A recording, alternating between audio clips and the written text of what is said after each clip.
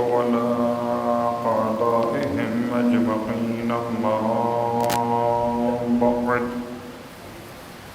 فقد قال الله تبارك وتعالى في كلامه الحميد وفرقانه المجيد قوله الحق وهو أصدق القائلين بسم الله الرحمن الرحيم والله خلقكم ثم يتوفاكم ومنكم من يرد إلى أرذل العمر لكي لا يعلم بعد علم شيئا إن الله عليم قدير.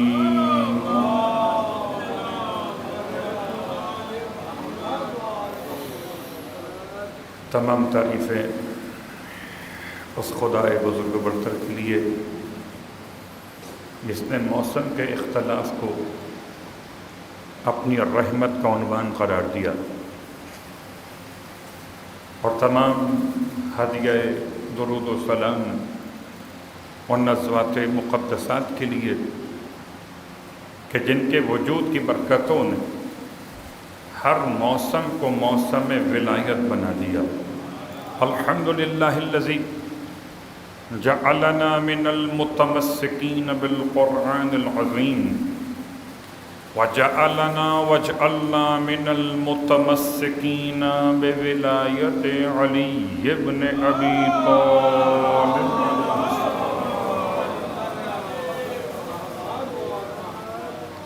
وجعلنا وإياكم إن شاء الله من الطالبين بصقر الحسين مع وليه الإمام المهدي من آل محمد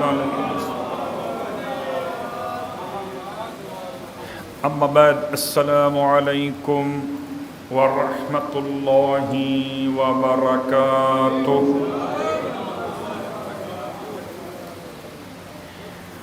اما بعد شکر خداوند تبارک و تعالی ادا کرتے ہوئے کہ اس نے ماہ ربیع الثانی کا آخری جمعۃ المبارکہ میں نصیب کیا، وہی پروردگار جس نے بستر سے اٹھایا، نیند کے بعد بیداری نصیب کی، وہی پروردگار جس نے اٹھنے کے بعد ہمارے اعضاء و جوارح کو ہمارے کنٹرول میں دیے ہوئے رکھا، اپنے ہاتھوں کو اپنی مرضی سے چلاتے رہے، اپنے قدموں کو اپنی مرضی سے ہلاتے رہے۔ اس کا احسان ہے کہ نہ بیماری نے گھیرا، نہ پریشانی نے آ کر گھیرا، نہ کوئی سانحہ ہوا، نہ کوئی حادثہ، بستر سے خیریت کے ساتھ فرش عبادت پہ چلے گا۔ پروردگار آج کے جمعے کے دن کی برکت سے ایسی خیریت سے ہمیں امام کے لشکر تک پہنچا، ہاتھ پاؤں کام کرتے رہیں، آنکھیں سلامت رہیں، سماعت باقی رہے، قوت گویائی انسان کو حاصل رہے، اور نصرت امام زمان میں اپنی گردن امام کی خدمت میں پیش کر سکے۔ پروردگار قلب امام زمان کو ہم سے راضی و خشنود فرما۔ پروردگار امام علیہ السلام کی اطاعت کرنے کی ہم سب کو توفیق عطا فرما۔ امام علیہ السلام پر چاروں طرف سے اپنی رحمتیں، برکتیں، نعمتیں نازل فرما۔ امام علیہ السلام کی بہترین عادلانہ حکومت کا زمانہ ہم سب کو نصیب فرما۔ اور اے خدا ہمیں اپنی جان، اپنی ساری اولاد، اپنے اہل و عیال، اپنے سارے اموال امام علیہ السلام کے قدموں پر قربان کرنے کی توفیق عطا فرمائے۔ صلوات پڑھنے محمد و آل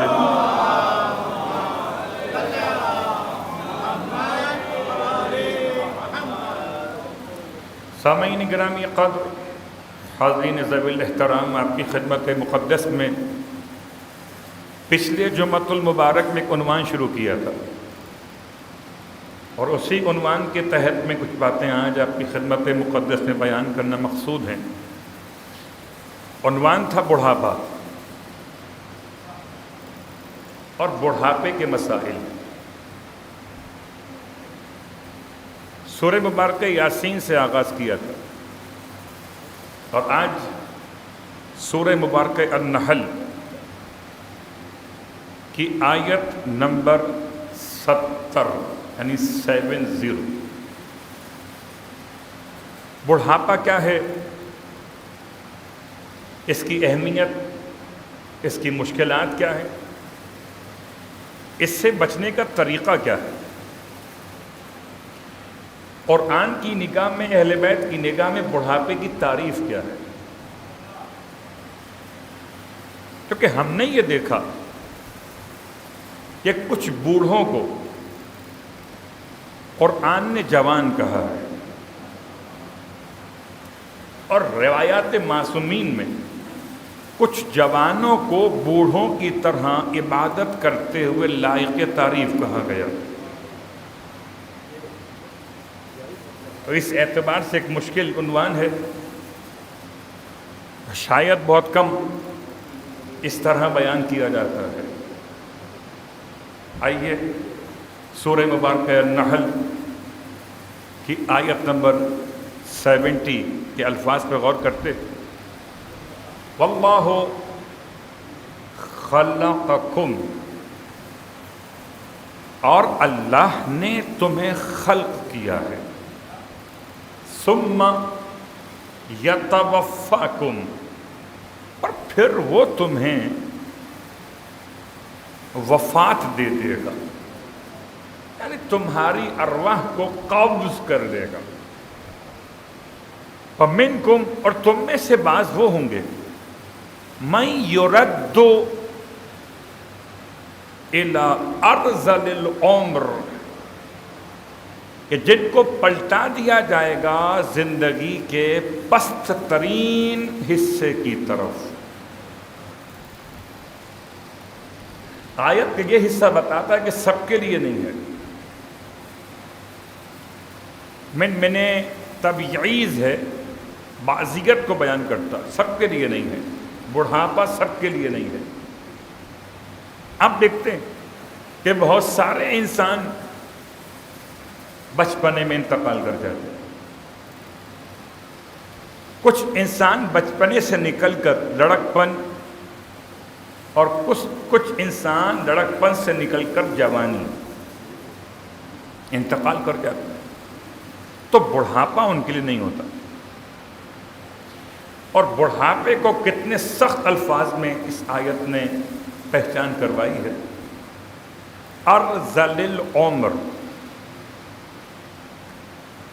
کیونکہ ہمارے اردو کا تلفظ عمر ہے، اور یہاں استعمال ہوا عمر، عین پر بھی پیش ہے اور میم پر بھی پیش ہے، عمر۔ اور تم میں سے بعض وہ ہیں کہ جن کو پلٹا دیا جاتا ہے ایسی عمر کی طرف جو انتہائی حقیر، انتہائی کمزور، انتہائی پست ہے۔ یعنی یہ سمجھیے کہ جیسے کوئی درخت اگر سوکھ جائے تو جھک جاتا، جیسے چاند کی مثال، ایسے ہو جاتا ہے آخری تاریخوں میں جیسے کھجور کی سوکھی ہوئی شاخ۔ یہ سب اشارے اور کنایے قرآن مجید سے۔ ایسے ہی انسان، کیا کمر سیدھی ہوتی تھی کبھی؟ ایسا لگتا تھا جیسے گردن میں سریا پڑا ہوا. اور اب کیا ہوا؟ اب کون سی عمر آئی ہے کہ اب ہے ارذل العمر. اب گردن اٹھائے نہیں اٹھتی، کمر سیدھی ہونے کے باوجود انسان سیدھا نہیں ہو پاتا. اس سے قرآن نے کہا ہے یہ سب سے پست ترین حصہ ہے عمر کا. لیکن یہ کیوں کیا تو نے مالک؟ پروردگار تجھے کیا مل گیا یہ کر کے؟ لیکن تاکہ لا یعلم بعد علم شیئا، تاکہ علم کے بعد یہ نہ جاننے والوں میں سے ہو جائے. ایک زمانہ انسان کا ایسا ہوتا ہے انسان کچھ نہیں جانتا. جیسے کہ آیت وافی ہدایہ میں بہت مشہور جملہ، واللہ اخرجکم من بطون امہاتکم لا تعلمون شیئا. اور اللہ نے تمہیں تمہاری ماؤں کے پیٹ سے ایسے نکالا کہ تم کچھ نہیں جانتے تھے، ایسے تمہیں واپس پلٹایا اس عمر کی طرف. لکئی لا یعلم بعد علم شیئا، تاکہ تم ہو جاؤ نہ جاننے والے جاننے کے بعد شیئا، کسی بھی شے کی. اللہ اکبر. یوں کہہ لیجئے کہ خدا چاہتا ہے کہ انسان اپنے ماضی کی طرف توجہ کر دے. اور اردو محاورہ ہے کہ یہ 3 مشکلات بڑی ہیں. کیا یوں کہہ لیجیے کہ 3 زمانے بڑے ضدی ہوا کرتے ہیں انسان کے. ایک بچپنا، ایک بڑھاپا، ایک بیماری. اور تینوں شروع ہوتے ہیں بے سے. بچپنا، بڑھاپا اور بیماری. اور ان تینوں زمانوں میں انسان کا مزاج چڑچڑا سا ہو جاتا ہے. بڑی ضد ہے بچپن میں، بڑی ضد ہے بڑھاپے میں، بہت ضد آتی ہے بیماری کے اندر. ان اللہ علیم قدیر، بے شک کہ اللہ علیم، علم رکھنے والا، قدیر، صاحب اختیار ہے. اب آئیے اس سے بھی زیادہ وضاحت کے ساتھ دوسرا مقام سورہ حج. سورہ حج کی آیت نمبر 5 اور نحل آیت نمبر 70، یہ 5 نمبر کی آیت سورہ حج کی. اور سورہ حج کی برکت سے خدا مجھے اور آپ کو ہر سال حج نصیب کرے، مگر بڑھاپے میں نہیں. صلوات پڑھے محمد وعلیہ.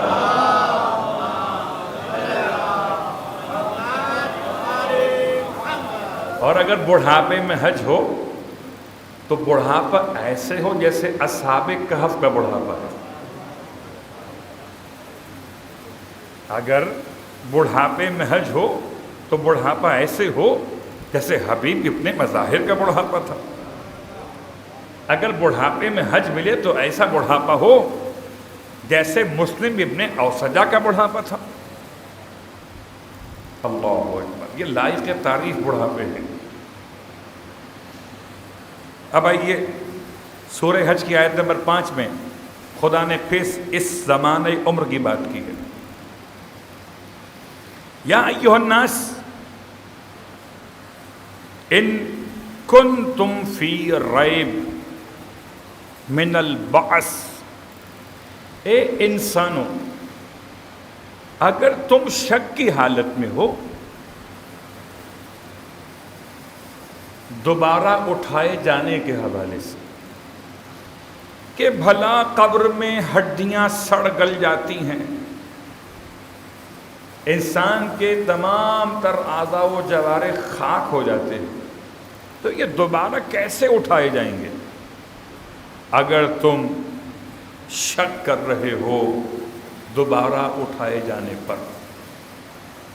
فَإِنَّا خَلَقْنَاكُم مِّن تُرَابٍ، تو تمہیں یاد دلا دوں خدا کہتا ہے ہم نے تمہیں مٹی سے تو بنایا تھا.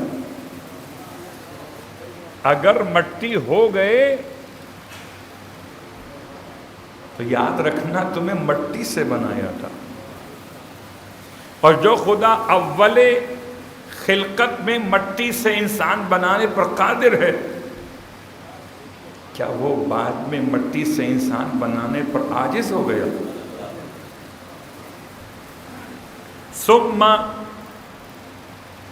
من نطفۃ، پہلا انسان بنا خاک سے، اور خاک نہیں تراب سے۔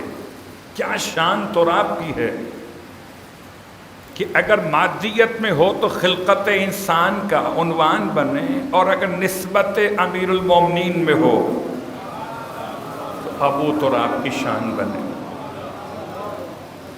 ثم من نطفۃ، پھر اگلا انسان ہم نے بنایا، کس سے؟ قطرے سے۔ اصل ابتدا تراب سے، پھر نطفے سے۔ ثم من علقۃ، پھر نطفے کو علقہ بنایا کس نے؟ علقہ کہتے ہیں جمے ہوئے خون کو۔ ثم من مضغۃ، پھر اس کے بعد جمے ہوئے خون سے گوشت کا لوتھڑا کس نے بنایا؟ کیا تم بناتے ہو یا زمانے کے سائنسدان بناتے یا ہم بناتے؟ ثم من مضغۃ مخلقۃ وغیر مخلقۃ، پھر گوشت کے لوتھڑے کو کبھی چاہا تو شکل خلقت دی، اور کبھی چاہا تو شکل خلقت کے بغیر ماں کے پیٹ سے زمین پر پہنچا دیا۔ اسے کہتے ہیں ضائع ہو جانے والا جنین اور مکمل ہو جانے والا بنین۔ یہ دونوں خدا کے اختیار ہیں۔ کون بناتا ہے؟ پروردگار۔ لِنُبَيِّنَ لَكُمْ، یہ سب کیوں بیان کر رہے ہیں؟ تاکہ تم پر واضح کر دیں۔ وَنُقَرُّ فِي الْأَرْحَامِ مَا نَشَاءُ، پھر ہم ہر انسان کو ماں کے رحم میں اتنا رکھتے ہیں جتنا ہم چاہتے ہیں۔ 7 مہینے، 6 مہینے، 8 مہینے، 8.5 مہینے، 9.25 مہینے، 9 مہینے، 9.25 مہینے الی آخر۔ وَنُقِرُّ فِي الْأَرْحَامِ مَا نَشَاءُ إِلَىٰ أَجَلٍ مُّسَمًّى، یہاں تک کہ اگلا وقت معین آ پہنچے۔ ثُمَّ نُخْرِجُكُمْ طِفْلًا، پھر ہم تمہیں ماں کے پیٹ سے نکالتے ہیں ایک بچے کی شکل میں۔ ثُمَّ لِتَبْلُغُوا أَشُدَّكُمْ، پھر ہم تمہیں پہنچاتے ہیں مضبوط ترین عمر کی طرف، طفل سے لے کر جوانی تک، بچپن سے لے کر قوت اعضاء کی تمام ترقیٰ کے مضبوط ہونے تک۔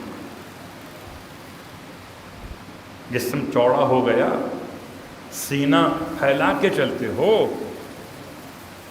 آئے کہاں سے ہو؟ طفل سے آئے۔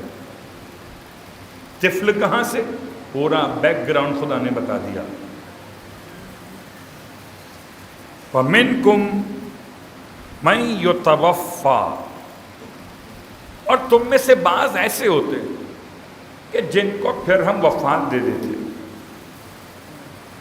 مخلقہ، غیر مخلقہ، یا اس کے بعد طفل، یا اس کے بعد شدت عمر یعنی جوانی، ہم مار دیتے۔ وَمِنْكُمْ مَنْ يُرَدُّ إِلَىٰ أَرْذَلِ الْعُمُرِ، اور پھر تم میں سے بعض کو ہم لے جاتے ہیں بڑھاپے تک، لِكَيْ لَا يَعْلَمَ مِن بَعْدِ عِلْمٍ شَيْئًا، تاکہ تم ایسے ہو جاؤ جیسے جاننے کے بعد اب کچھ نہیں جانتے۔ اللہ اکبر۔ یہاں تک اس آیت کو روکتے ہوئے اگلا حصہ اس کا کسی اور موقع پر۔ اب آئیے تیسرا مقام سورہ مبارکہ والتین، والتین والزیتون وطور سنین۔ قسمیں خدا کھاتا ہے۔ تفصیل کا تو وقت نہیں ہے، اصل موضوع پہ بات کر رہا ہوں۔ لقد خلقنا الانسان من احسن تقویم، اور بتحقیق ہم نے انسان کو بہترین سانچے میں خلق کیا۔ ثم رددناہ اسفل سافلین، پھر ہم نے اسے پلٹا دیا اسفل سافلین کی طرف۔ اسفل کہتے ہیں کس کو؟ جو اعلیٰ کے مقابل پر ہو۔ اعلیٰ کہتے ہیں اونچے کو، اسفل کہتے ہیں نیچے کو۔ جیسے مالا اور مسفلہ، نشیب اور فراز، فراز کو بلندی، نشیب گہرائی پستی۔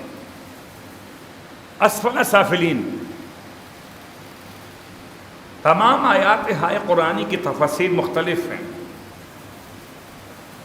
اور قرآن مجید میں ہر آیت کے ظاہری معنی الگ ہیں اور باطنی معنی الگ ہیں۔ تو یہاں ان معانی میں سے ایک معنی بیان کرتے ہیں، اسفل سافلین، یعنی کہ خدا پلٹا دیتا ہے انسان کو کس طرف؟ ایسی عمر کی طرف کہ جھریاں آ جاتی، کھال لٹک جاتی، بالوں کی سفیدی،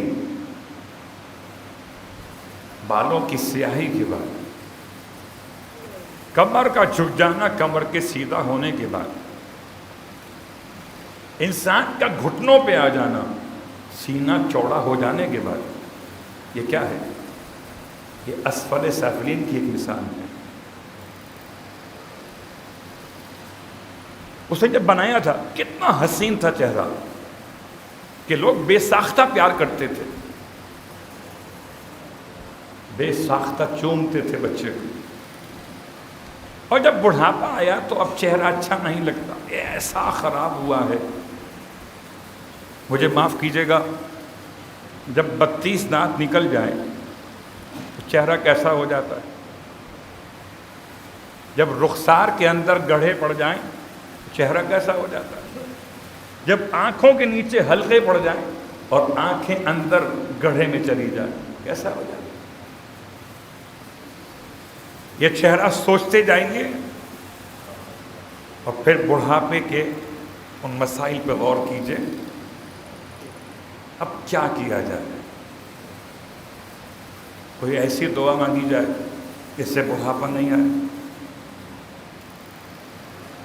آیا بڑھاپے سے فرار بڑھاپے کا علاج ہے؟ سورہ والتین کے الفاظ کیا ہے؟ إِلَّا الَّذِينَ آمَنُوا وَعَمِلُوا الصَّالِحَاتِ فَلَهُمْ أَجْرٌ غَيْرُ مَمْنُونٍ۔ ہم سب کو پلٹا دیتے ہیں بڑھاپے کی طرف، احسن تقویم کے بعد اسفل سافلین کی طرف، مگر إِلَّا الَّذِينَ آمَنُوا، جو ایمان لے کر آئے۔ پتہ چلا ایمان لانا انسان کے بڑھاپے کو ذلیل نہیں کرتا۔ وَعَمِلُوا الصَّالِحَاتِ، اور انسان کا ایمان لانے کے بعد عمل صالح کرنا انسان کے بڑھاپے کو پستی میں نہیں لے جاتا۔ فَلَهُمْ أَجْرٌ غَيْرُ مَمْنُونٍ، بس ان کے لیے تو ایسا اجر ہے کہ جو بغیر کسی منت و احسان کے مسلسل ہے۔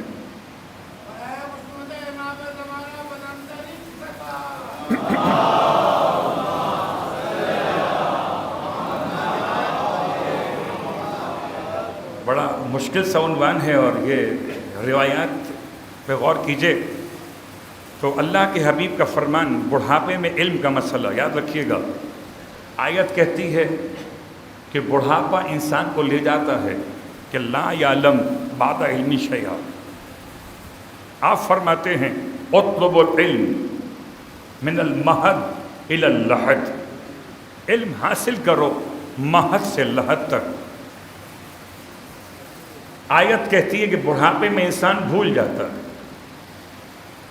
اس کا مطلب سب اگر بھول جاتے تو اللہ کے حبیب کس کو بتا رہے تھے کہ علم حاصل کرو آغوش مادر سے آغوش قبر تک، کمر کی ہڈیاں ساتھ نہ دیں مگر علم حاصل کرتے رہو.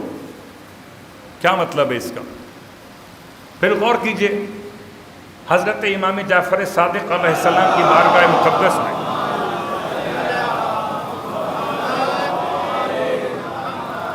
90 برس کا شخص عنوان بصری علم حاصل کرنے آیا.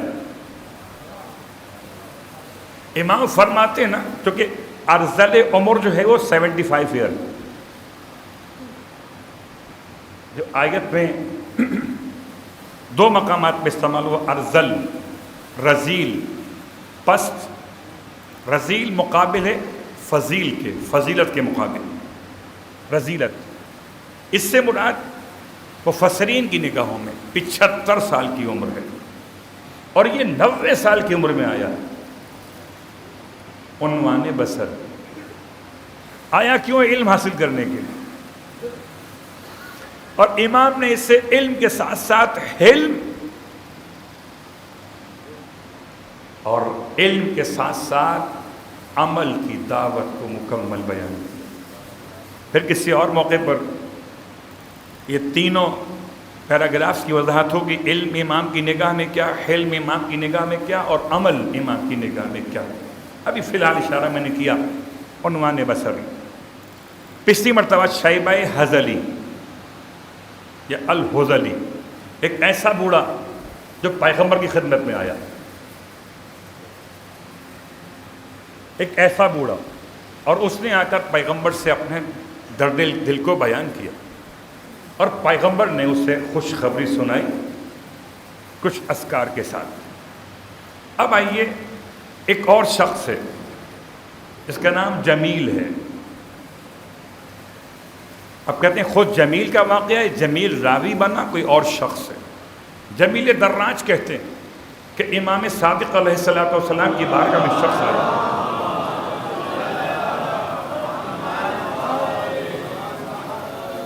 اور آنے کے بعد اس نے امام سے دو باتیں بیان کی. پہلی بات کہتا ہے مولا سے، مولا میں بہت بوڑھا ہو گیا، اور اب اتنا بوڑھا ہو گیا کہ میرے جتنے خاندان کے کزنس تھے، بھائی بہنیں جو بھی تھے، فرسٹ کزن یا سیکنڈ کزن، وہ سب آہستہ آہستہ انتقال کر گئے. یعنی اب خاندان میں اکیلا رہ گیا.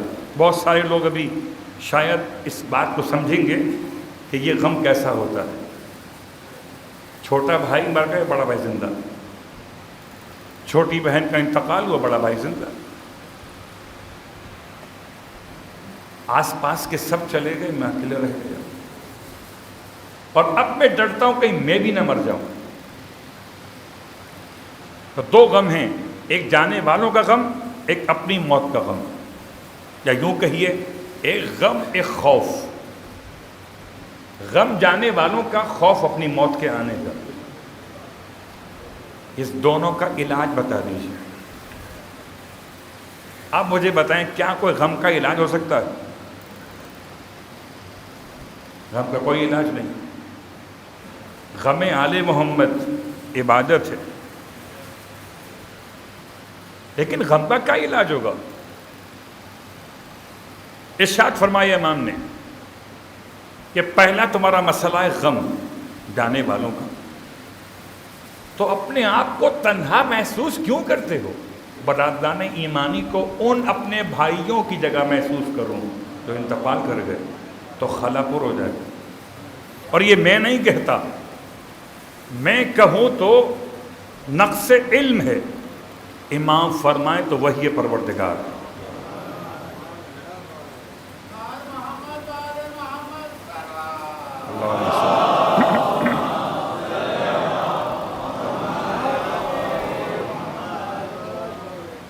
مولا. اس کے بعد نمبر 2، دوسرا مسئلہ دوبارہ موت کا خوف. موت کا خوف تو کوئی نبی اپنے زمانے کا ہو نہیں دور کر سکتا. لاکھوں سلام انبیاء پر، درود کروڑا انبیاء پر۔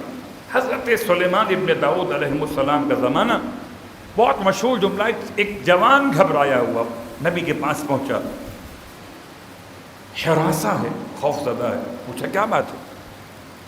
کہ مجھے لگتا ہے مجھے ملک الموت نے گھور لیا۔ آپ فرماتے ہیں پھر بتاؤ میں کیا کر سکتا ہوں؟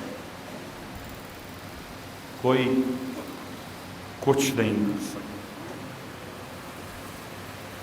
اگر کسی کو ملک الموت اپنے ٹارگٹ پہ لے آئے تو کوئی کچھ نہیں کر سکتا۔ تم بتاؤ مجھ سے کیا چاہتے ہو؟ تو نبی نے خدا کی قدر کے سامنے ہاتھوں کو اٹھا دیا کہ موت خدا کی قدر کی بنیاد پر، خدا کا فیصلہ قضا ہے۔ مجھ سے کیا چاہتے ہو؟ کہ مجھے کہیں دور بھیج دیں یہاں سے، بس دل گھبراتا ہے، بس دل چاہتا ہے یہ کہیں اور نکل جاؤں، میں سے بند کمرے سے باہر نکل جاؤں، گھر سے باہر نکل جاؤں، اس شہر سے باہر نکل جاؤں۔ آپ مسکرا فرمائے جانا کہاں چاہتے ہو؟ کہتا اتنا دور بھیج دیں کہ علاقہ بھی نہ رہے، نسل بھی یہاں کی نہ ہو، زبان بھی یہاں کی نہ ہو۔ پھر بتاؤ کہاں جانا چاہتے ہو؟ کیا مجھے ہند بھیج، یعنی ہندوستان۔ نبی نے اپنے اظہار اعجاز کے ساتھ بادل پر اسے ٹریول کروا دیا، بادل لے گیا اسے ہندوستان، اور جیسے ہی ہندوستان کی سرزمین پہ بادل نے اسے اتارا، ملک الموت نے روح قبض کر۔ اب جب ملک الموت نبی سے ملنے آیا کرتے تھے، خدمت میں جناب سلیمان کی سلام دعا کے بعد آپ نے سوال کیا ملک الموت تم نے اسے کیوں گھور دیا تھا؟ اس جوان کو گھبرا گیا ہو۔ کہتے ہیں اللہ کے نبی میں خود پریشان تھا کہ خدا نے مجھے حکم دیا ہے کہ میں اس کی روح قبض کروں سرزمین ہند پر۔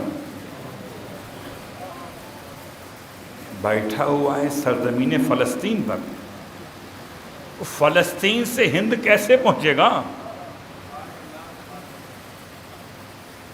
پہنچ گیا نا وہاں پر، لیکن لاکھوں درود ہوں آل محمد کی ذات۔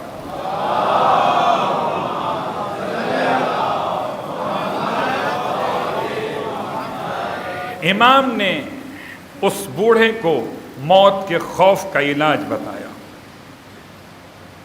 فرمایا ہر نماز واجب میں پنجگانہ کے بعد یہ دعا پڑھا کرو،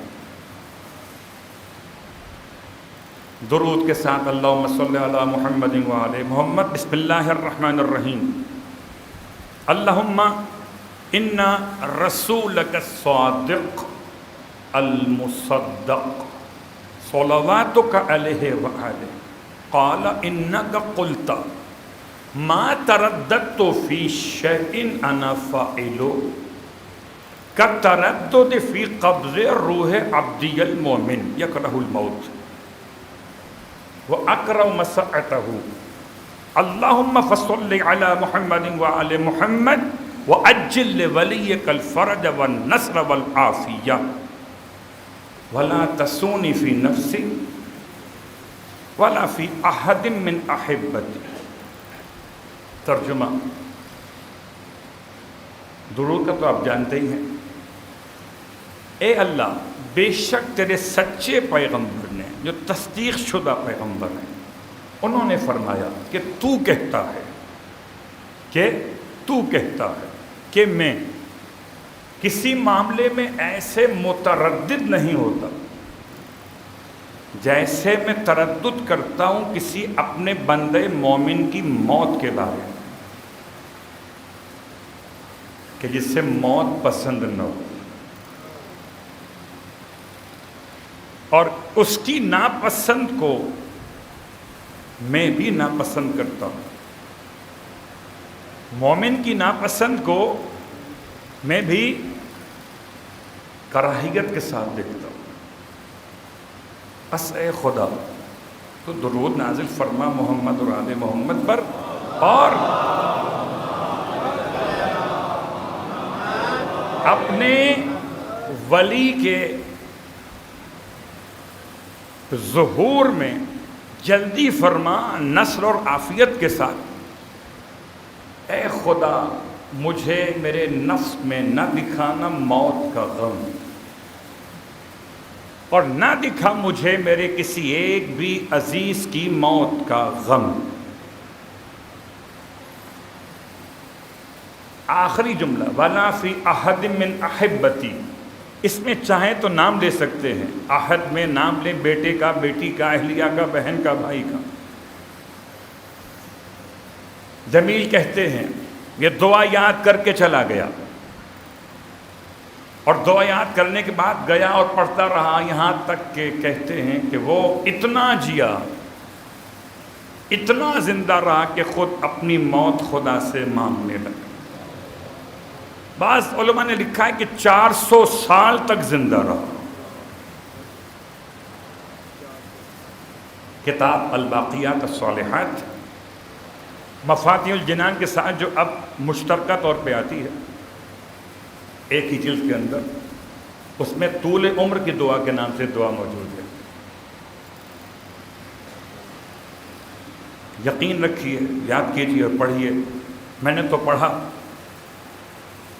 اور خدا نے کووڈ کے خاص لمحات میں اتنی زندگی اور عطا کی کہ پھر آپ کی خدمت میں مسلسل حاضر ہوتا رہا۔ شرط یہ کہ انسان اپنے آپ کو مومن بنا۔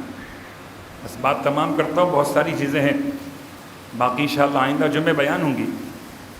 بس ایک جملہ آپ کی خدمت میں کہ صرف دعاؤں سے زندگی نہیں بڑھتی، بلکہ اعمال صالحات بھی انسان کی زندگی بڑھا دے گا۔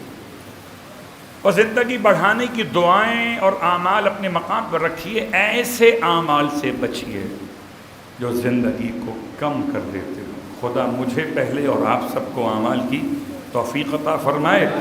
اور آج مولا کائنات کے ایک ناکام قاتل کی موت کا دن ہے،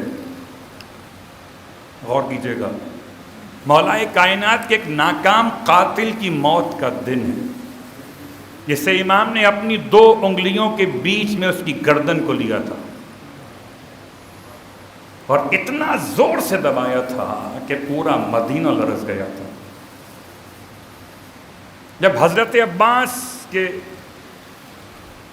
بیٹے عبداللہ ابن عباس نے مولا کائنات کو سیدہ کا واسطہ دیا تھا، رسول خدا کا واسطہ دیا تھا، تب جا کے آپ نے اس کی گردن کو چھوڑ دیا۔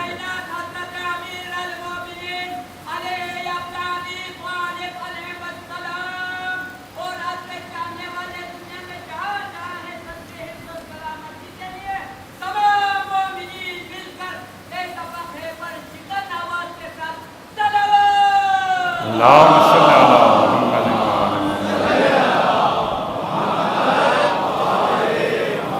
مولا کائنات کے ہر قاتل پر ناکام ہو یا کامیاب ہو، خدا کی لعنت شدید ہے، اور وہ بھی اسے استعمال کیا تھا نماز جماعت کے اندر۔ تشہد کے بعد آخری جملہ اضافہ کیا تھا پڑھانے والے نے، اور جملہ استعمال کر کے اسے روکا تھا کہ مارنا مت علی کو۔ بعد میں جو انجام ہوا، وہ کہتے ہیں نا کہ اس نے پھر نام لے دیا کہ مجھے تو فلاں نے کہا تھا کہ آپ کو مار دوں۔ تو بہرحال ابھی تو بہت سارے نام نامعلوم ہیں، عدالت کھلنے دیجئے۔ جب علی کا بیٹا حسین کی طرح سے آئے گا تو پھر عدالت بغیر گواہوں کے فیصلہ دے گی، اور پھر سب آپ دیکھ بھی لیں گے وہ تھا کون، اس کا نام کیا تھا، باپ کا نام تو تھا ولید۔ پروردگار ہم سب کے مشکلات و پریشانیاں دور فرمائے، اور امام زمانہ علیہ السلام کے ظہور میں تعجیل فرمائے۔ اعوذ باللہ من الشیطان اللعین الرجیم، بسم اللہ الرحمن الرحیم۔ انا قاطعناک الکوثر فصل لربک وانحر ان شانئک هو الابتر۔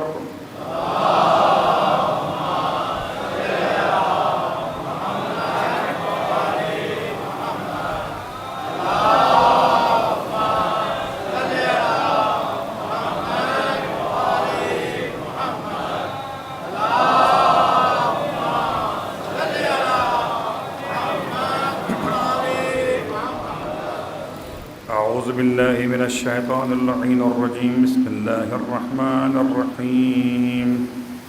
الحمد لله رب العالمين. أنت الله لا إله إلا أنت الكريم المتكرم العظيم. والصلاة والسلام على محمد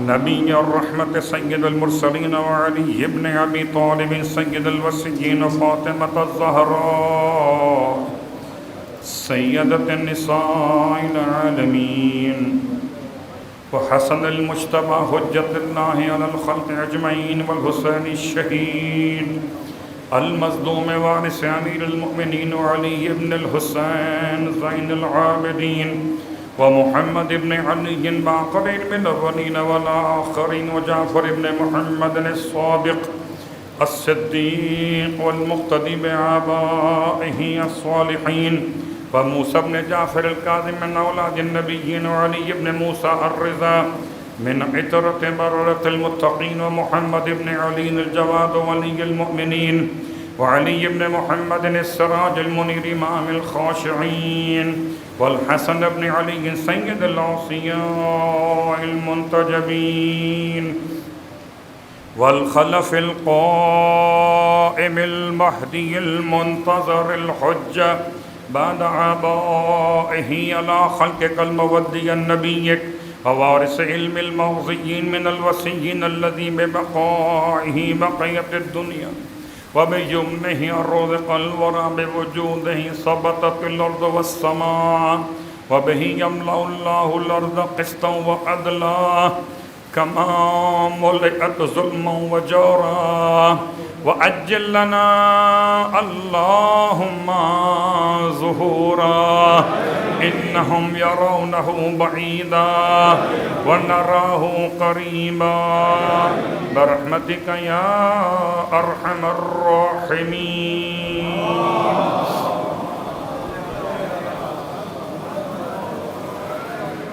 تمام تعریفیں پروردگار تقوی اور مغفرت کے لیے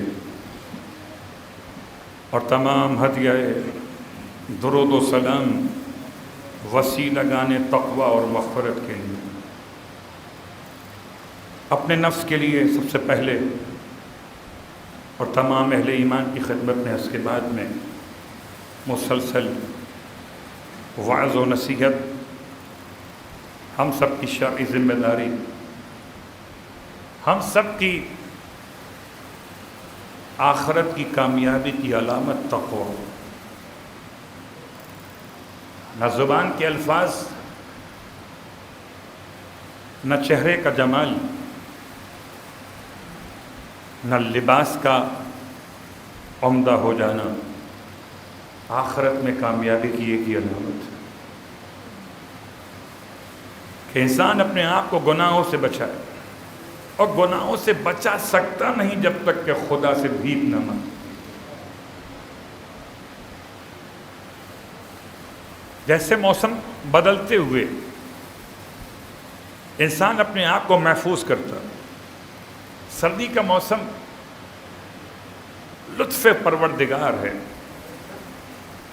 رات کی نیند بھی پوری ہو جاتی ہے، نماز شب کا موقع بھی مل جاتا ہے، اور نماز شب کے موقع کے ساتھ ساتھ کیا عمدگی ہے، سبحان اللہ. اس موسم کو موسم عبادت کہا گیا کہ ہر کوئی چاہتا ہے کہ کسی صاحب اختیار سے اکیلے میں 5 منٹ مل جائے. سوچئے گا، مثالیں دنیا والوں کے اعتبار سے ہیں، سب کے ساتھ ملاقات اور ہے، اور اکیلے میں ملاقات کسی صاحب اختیار سے اور نہیں. 5 منٹ مل جائیں صرف. میں انتہائی معذرت خواہ ہوں کہ بعض مومنین مجھ سے کہتے ہیں تو میں نہیں دے پاتا. اللہ اکبر، کیا حیثیت اور کیا اوقات. 5 منٹ مل جائیں تنہائی میں آپ سے بات کرنا. خدا کتنا وقت دیتا تنہائی میں، اور کیا اس سے زیادہ کوئی صاحب اختیار ہے؟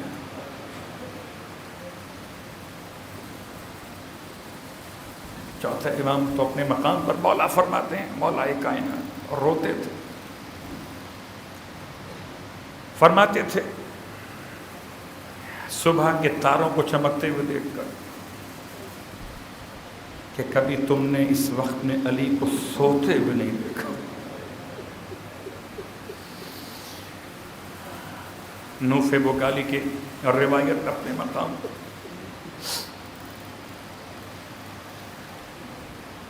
زرار بن حمزہ کی روایت اپنے مقام پر. ایسے تڑپتے تھے محراب میں اپنی ریش مقدس کو تھام کے، جیسے کوئی سانپ کا ڈسا ہوا انسان تڑپا کر. اور ایسے روتے تھے جیسے کوئی بوڑھی ماں جوان بیٹی کی لاش کو روتے. ہر ایک ہی جملہ دنیا خری خیری.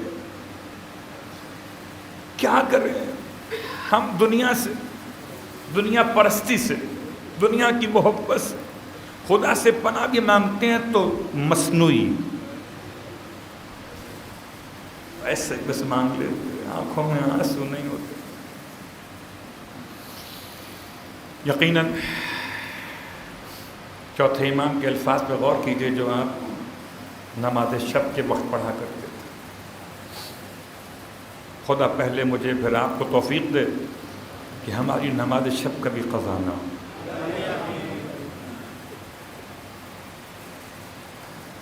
ولو 8 رکعت نہ پڑھ سکیں، 2 اور 1 رکعت کا موقع مل جائے.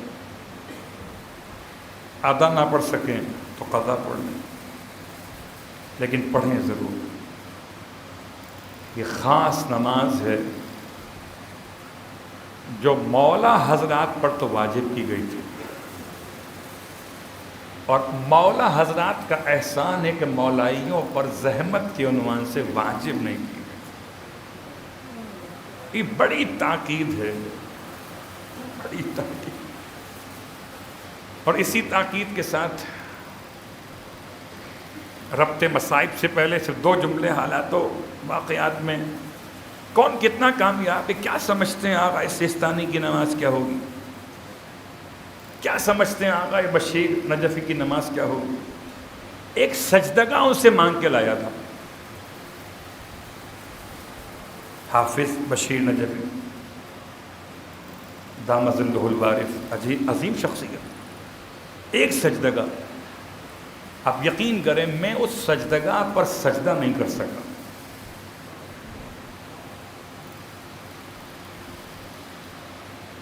کیا ان کی عبادت ہوگی؟ جس کا جتنا علم و عرفان ہے اس کی اتنی عبادت ہے. کیا سمجھ سکتے ہیں رہبر معظم کی عبادت؟ کیا یہ اتنا بڑا نظام جو مرجعیت کا چل رہا ہے نماز شب کے بغیر چل رہا ہے؟ کہ ویسے ہی خبریں دیکھ کے بیان کر دیتے ہیں. کوئی تو ربط ہے زمانے کے امام سے، شکل دعا میں ہو، شکل درود میں ہو، شکل زیادت میں ہو. اللہ اکبر. تمام باتوں کے ساتھ بہرحال ایک بہت حالات کے بدلنے کی نوید تو ہے. جیسے حالات خراب بھی ہو رہے، بدل بھی رہے. بڑی عجیب سی بات کہ بہت طویل عرصے بعد مصر سے 11 اسرائیلی پائلٹوں کا ملک بدر کرنے کا حکم.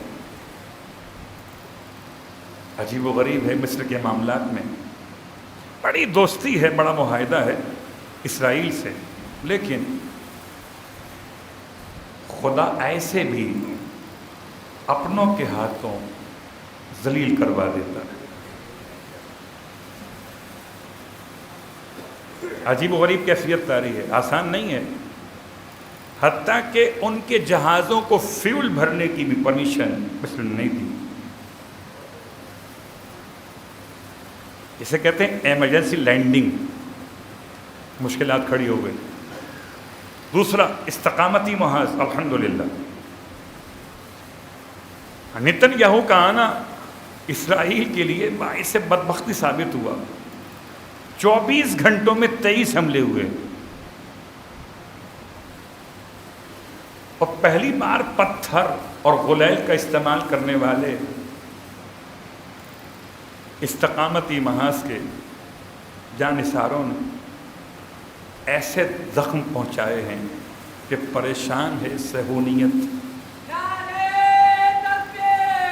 اللہ یا رسول اللہ.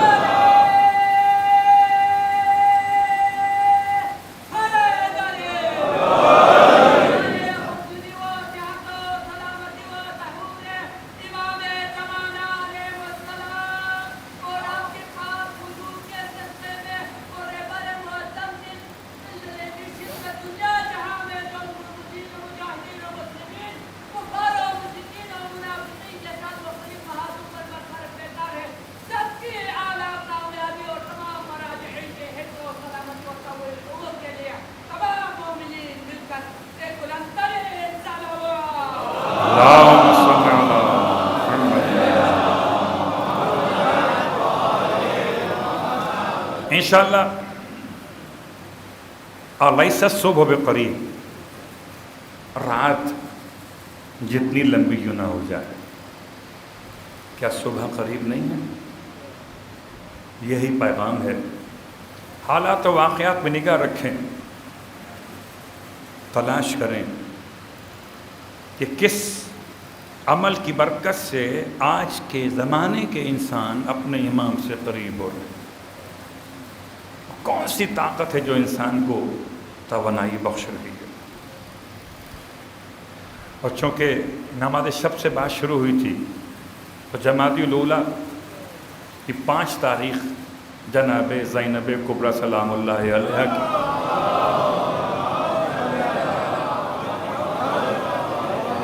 ولادت باسعادت کی تاریخ ہے. اوائل شعبان بھی یہ قول ہے، لیکن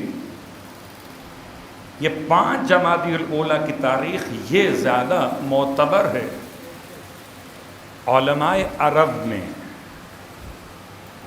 خود بی بی کے اپنے روضہ مقدسہ پر جو آپ کا میلاد منایا جاتا ہے وہ جمادی الاولیٰ کی 5 تاریخ منایا جاتا ہے. تو جناب زینب کبریٰ کی شخصیت کیا ہے؟ 3 جملے صرف. کسی نے سامرہ میں 40 دن امام زمان سے رجوع کرنے کا ایک عمل مکمل کیا، جسے کہتے ہیں 40 دن کا وظیفہ پورا کیا امام سے ملاقات کے لیے. حالت خواب میں اشارہ ملا، امام نہیں ملے. امام کا پیغام ملا. کیا پیغام ملا؟ نام لے کے فرمایا کہ تمہیں چاہیے کہ تم میری جدہ ماجدہ جناب زینب کبریٰ سے توسل کرو.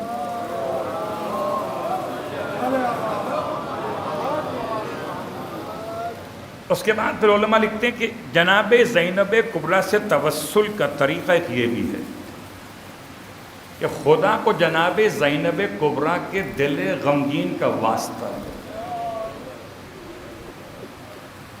بالکل جیسے مولا حسین کو وسیلہ بنانے کا طریقہ کہ مولا حسین کے خون ناحق کا واسطہ خدا کو دیا جائے. الہی انشدک بدم المظلوم، 3 دفعہ یہ جملہ مولا حسین کے خون ناحق کو وسیلہ بنانے کے.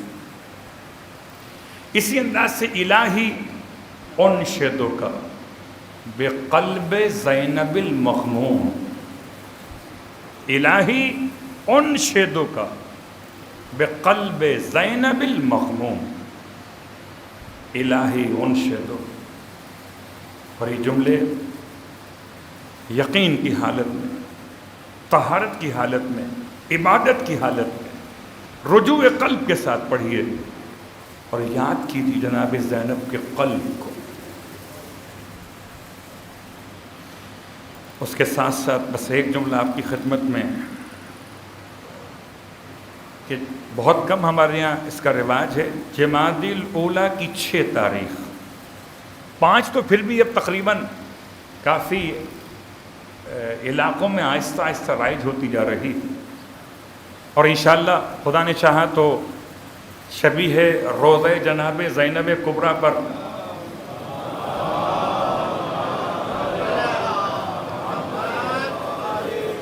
جو شام نہیں جا سکے ہیں ان کو چاہیے اس تاریخ میں آئیں اور حضور نذرانہ پیش کریں اپنے الفاظ میں، ٹوٹے پھوٹے الفاظ میں، زیارت نامہ پڑھیں رجا کی نیت سے، بی بی کو سلام پیش کریں، خدا سے بات کریں، وسیلہ بنائیں۔ اور 6 جمادی الاولیٰ، کیونکہ اگلا جمعہ جب آئے گا تو یہ تاریخ گزر چکی ہوگی۔ 6 تاریخ کیا ہے؟ ماتم کا دن ہے۔ کس کا ماتم؟ جعفر طیار کا ماتم۔ جنگ موتا میں حضرت جعفر طیار کی شہادت ہے 6 تاریخ۔ ایسی شہادت ہے کہ موتا میں ایک بازو کٹا، پیغمبر مدینے میں دیکھ رہے تھے، بیان کر رہے تھے، دوسرا بازو کٹا، بغیر بازوؤں کے جعفر نیچے پڑے تھے،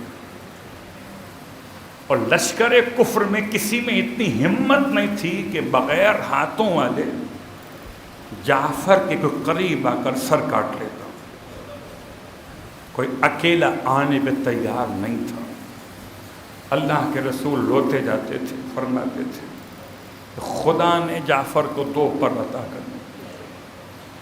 اس میں اتنا جملہ کہوں گا کہ مولائے کائنات مدینے میں ہیں، موتا کے مقام پر جعفر کے بازو کٹے، خدا کسی بھائی کو بھائی کے کٹے ہوئے بازو نہ دکھا۔ ہائے کربلا، حسین 3 مرتبہ زمین پر جھکے، ایک مرتبہ دایاں بازو اٹھایا،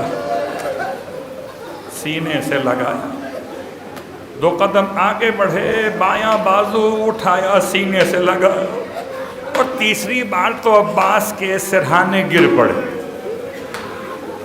اور گر کے کہتے تھے بھیا الان ان کا سرا ظہری، اب میری کمر ٹوٹ گئی، وقلت حیلتی، میری طاقتیں ختم ہو گئی۔